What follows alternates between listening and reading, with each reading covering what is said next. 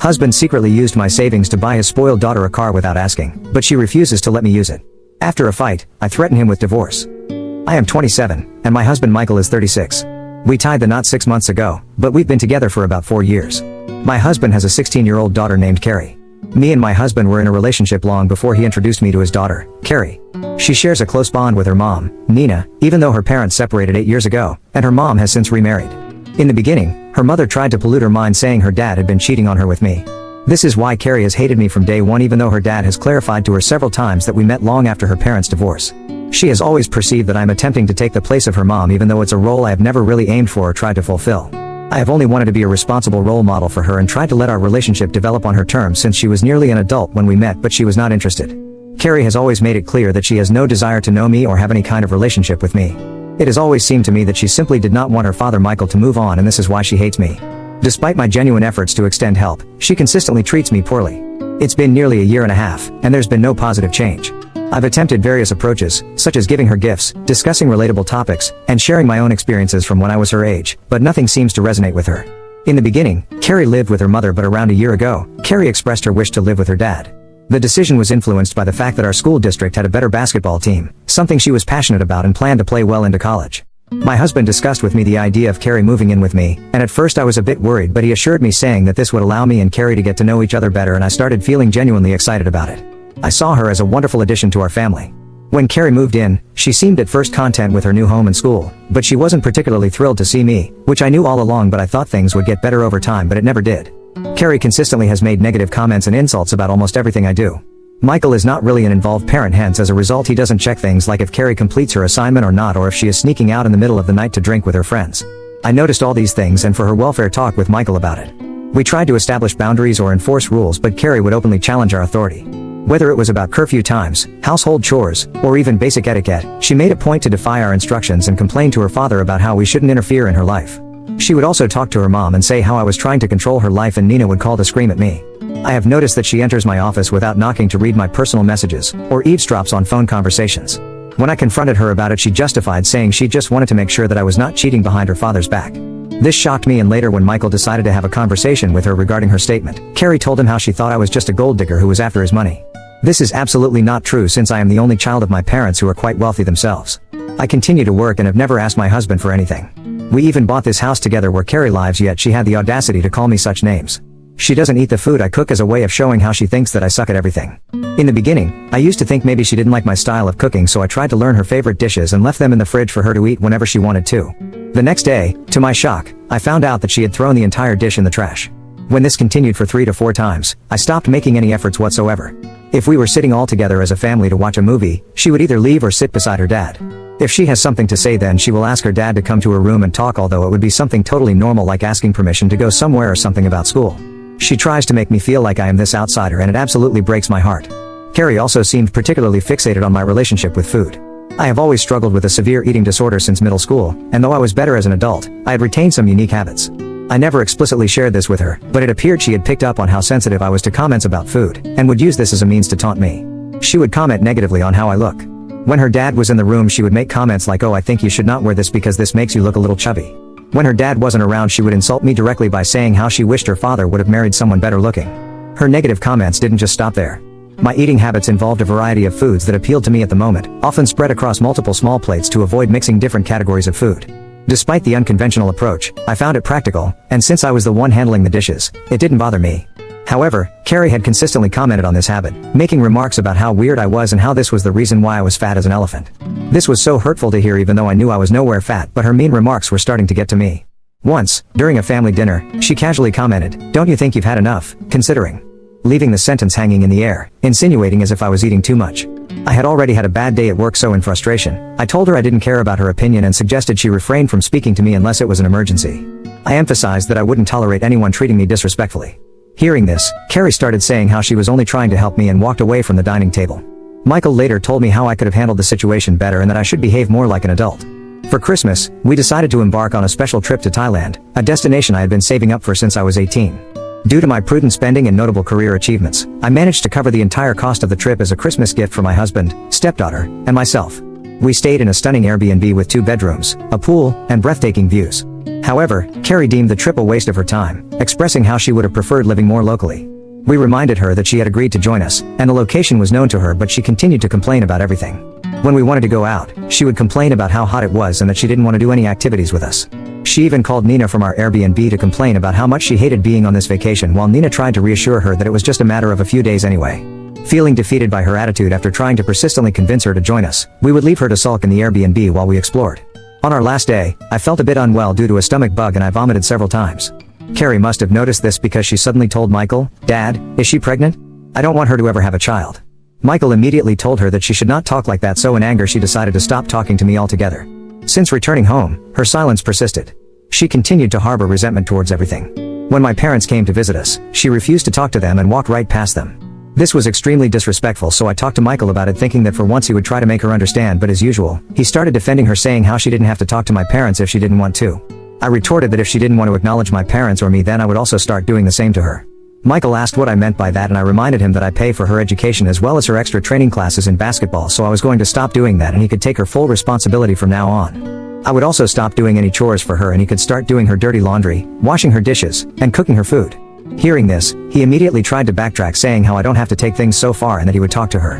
That night, I heard him go into his room to talk, but just a few minutes later, I could hear Carrie screaming. I barged into the room due to the commotion to hear Carrie cursing me out, saying how she wished Michael had never met me and that she wished that I was dead. This shocked me immensely, but before I could say something, Michael lost his control. He screamed at her that he had enough of her teenage rebellion and that he was doing everything he could to make this relationship work, but if she didn't like living with us, then she was welcome to go back to her dad. Carrie had tears in her eyes since this was the first time that I had ever heard Michael finally stand up to her. She started crying, but Michael continued to say how she could start packing her clothes and he would be happy to book her a flight the next day. I decided to intervene and tried to calm the situation down. I told Michael that we needed to take a beat, but Carrie shot me an angry glance, probably still blaming me for her dad's outburst. Since then, we have hardly spoken. She has gone back to hardly talking to me, but at least she doesn't criticize or taunt me anymore. I was happy with this outcome as long as she didn't outright disrespect me. But the thing was that she didn't speak to Michael either, which surprised him completely since she had never given me the silent treatment. He tried to apologize to her several times, but she kept up with her cold and silent demeanor, seemingly unyielding in her resentment. Nina also reprimanded Michael for raising his voice to her, saying that he should choose his daughter over his new wife and that he should be a better dad. Days turned into weeks, and the strained atmosphere persisted. Carrie's refusal to engage in any conversation created an awkward dynamic within our household. In an attempt to break the ice, Michael called for a family meeting where we could openly address our concerns and work towards a resolution. He apologized to her again while I expressed my genuine desire to understand her perspective. I assured her that I was open to finding ways to make our living situation more comfortable for everyone. We waited for her to speak when Carrie cleared her throat and surprised us by saying how we needed to prove how sorry we were for her. Michael asked what she meant by that, and she said she had always wanted a car, and now as a way for her dad to show he was sorry, he could buy a car for her. My eyes widened in astonishment, realizing how absurd her demand was. We had already been saving up for her college fund, where even I had been contributing, so we tried to explain that buying a car right now wasn't possible, but Carrie wasn't willing to listen. As a compromise, we suggested maybe we could revisit the idea of a car on her 18th birthday when things might be better for us financially, but Carrie didn't want to hear it. She was stubborn and only focused on getting what she wanted right away, even if it wasn't practical. She started telling Michael how he could only fix things by giving her what she wanted, otherwise she would continue to not talk to him. The whole situation made it clear to me that Carrie's request for a car was about more than just wanting a vehicle. It seemed like she was using it as a way to manipulate us and test how much control she had in our family. Our family meeting ended at an impasse. Later, I talked with Michael, saying how he needed to talk to Carrie further and make her understand that buying a car right now was not something we could afford. Michael asked if we should break off our bonds so we could buy a car for her, but I firmly told him that they were our retirement plans and it would not be wise to do that. Last week, while I was away on a business trip, I received a call from Michael that left me utterly shocked. He informed me that he had used all of our joint savings to buy a car for Carrie. My initial response was a mix of shock and betrayal. This account mainly had my savings since Michael used most of his money for Carrie's daily expenditures.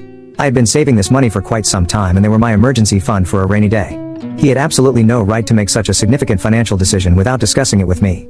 Michael tried to justify, saying how he had been feeling guilty and urged me to see that now that we had bought this car for his daughter, she would forgive us and treat us better.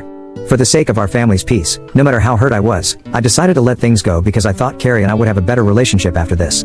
However, upon my return, the situation escalated further when I discovered the hard way that the car was not meant for our family's use but exclusively for Carrie. You see, yesterday, when I wanted to go to the grocery store and asked Carrie for the keys since Michael had taken our car that day for work, she looked at me with a mix of disdain and defiance, declaring, "You're not allowed to use my car." The emphasis on my was unmistakable, and it felt like a direct challenge to my place within the family. The audacity of the statement stunned me, but I decided it was time to assert myself. I calmly looked at her, noticed her keys were on the desk, grabbed them, and walked out to the car. Carrie looked at me with a mixture of disbelief and annoyance. I could see the gears turning in her mind as she processed the unexpected turn of events. Then she started yelling behind me, saying how I had no right to take her keys. She threatened to call the police on me. This is when I admit that I lost my head. I took a deep breath and continued, "Carrie, it's time we address the real issues here. This car was bought with our joint savings, and it's meant to be a family asset. You cannot claim exclusive ownership, especially when it comes at the expense of my hard-earned money." I continued to tell her that if she wanted me to not drive it, then she needed to be an adult, get a job, save money, and buy a car for herself.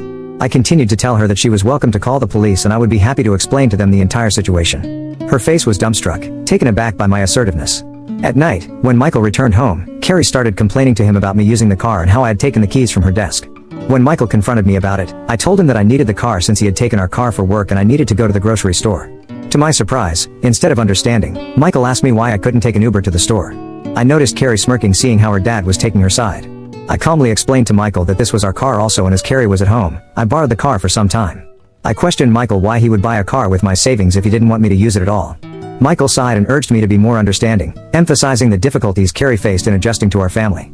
Feeling frustrated and cornered, I couldn't hold back my emotions any longer.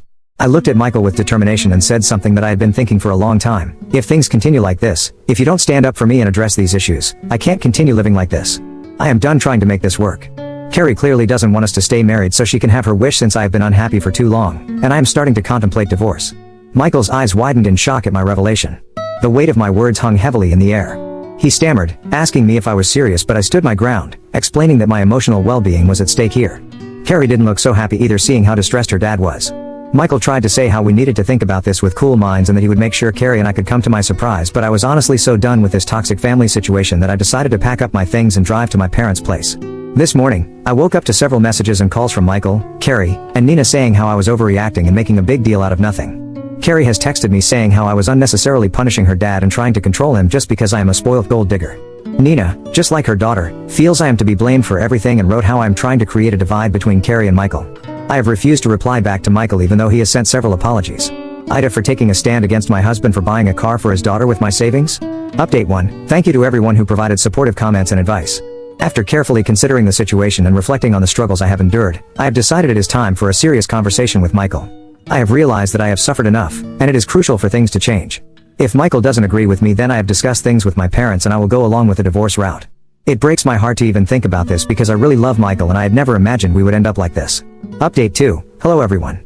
Thank you for everyone's patience. It's been a week since my last update. Following my decision to address the issues with Michael, we finally had a heartfelt conversation yesterday. I asked him to come over to my parents' place since I didn't want to have this discussion in front of Carrie. To my surprise, Michael started by acknowledging his mistakes and offering sincere apologies for how he behaved with me. He told me how he had talked with Carrie to make sure that the next time I needed the car, then she would give me the keys. Hearing this, I shook my head. I told him that although I understood his intentions, the issue wasn't her giving me the keys or not, the issue was that I didn't want to live with her anymore. I went on to show Michael the kind of messages that Carrie and Nina had sent me over the last couple of days where they had been blaming me for everything, and this had just solidified my belief that things needed to change. Michael was shocked to see that despite how much he had talked with Carrie, she had gone behind his back and called me a gold digger. I told him that I had sacrificed enough, and for our marriage to work, Carrie needed to go. During our discussion, I made it clear that Michael needed to find a solution with Nina and they could come up with Carrie's future together. I also emphasized that I was no longer willing to finance Carrie's life or education since I am not her parent and this should be his and Nina's responsibility only. I informed Michael firmly that I would be withdrawing my share of the college fund I had saved up for her, and the car which had been purchased with my savings would be transferred to my name only. Initially hesitant, Michael eventually agreed, which demonstrated that he was willing to make our marriage work. In the end, he begged me to come back with him since he could not take care of Carrie all alone, but I told him that I would be returning only after Carrie had left and she was 16 now, so she should learn to take care of herself. It serves both of them right to take me for granted for so long and treat me like a doormat. I don't know how long it will take things to change, but I'm glad that I have finally spoken my mind and now it all depends on Michael. Update 3. It's been 3 months since our last update, and I'm pleased to share positive developments. Following my conversation with Michael, he confronted Nina about her messages, to which she tried to justify, saying how she only said those things as she was concerned as a mother. He also told her how we could not let Carrie continue to live with us and she needed to step up as a parent since she did absolutely nothing. This is when Nina had a meltdown. She revealed that the reason Carrie had even come to live with us in the first place was because she behaved the same way with her new husband who could not tolerate her anymore. This is why Nina had encouraged Carrie to live with us under the pretext that our school district had better basketball training. Now that we didn't want Carrie to live with us also, Nina finally decided to reveal the truth. In the end, it was decided that Carrie would live with Nina's parents until she started college, after which she would eventually move into a dorm. Michael had a discussion with Carrie only after everything had been decided, and she agreed that she would like to live with her grandparents. Michael also promised her to make up for her not living with us anymore. He would spend every Sunday together doing anything that she wanted. He has kept that promise, and they spend every weekend either watching her favorite movies or having lunch together. He is also encouraging her slowly to go to therapy. Michael and Nina are actively saving to purchase a separate car for Carrie, which they plan to gift on her 18th birthday. After this arrangement was done, I decided to move back to our house, and I have to say that my relationship with Michael has seen further improvement. I no longer feel ashamed to wear anything I want or eat anything I want.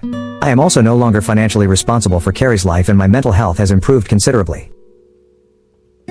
For more stories, please subscribe and don't forget to hit the notification bell. Thanks.